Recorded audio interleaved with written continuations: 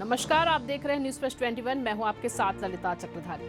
Social media पर रूस ने भिलाई स्टील प्लांट की यादें ताजा की। एक पुराने लेख को शेयर करते हुए रूसी दूतावास ने एक्स पर भारत की जनता को याद दिलाया कि 1955 में ही तब के प्रधानमंत्री नेहरू सोवियत यूनियन के मैग्निटोगोर्स्क की यात्रा पर गए थे, जो कि उस समय देश का लौह और इस्पात कारखानों का गढ़ था।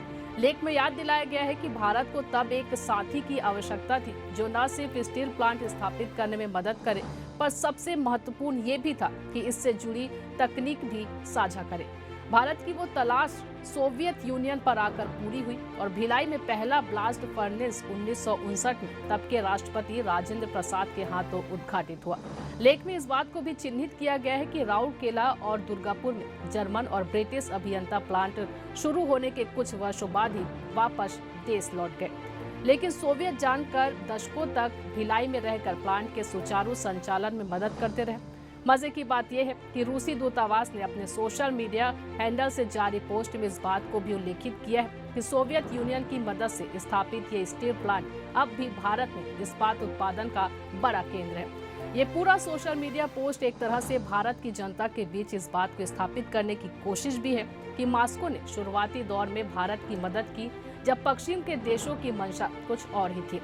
शायद संदर्भ ये भी हो सकता है कि रूस फिलहाल यूक्रेन से युद्ध में उलझा हुआ है, पर भारत विश्व व्यापार का बड़ा केंद्र बन के उभरा है।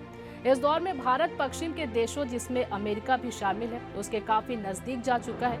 अमेरिकी मीडिया खुल के लिखने लगी है कि वॉशिंगटन भारत को रूस से दूर ले जाना चाहते हैं।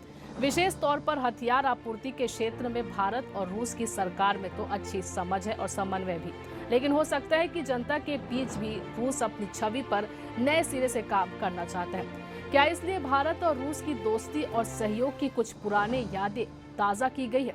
कौन जाने।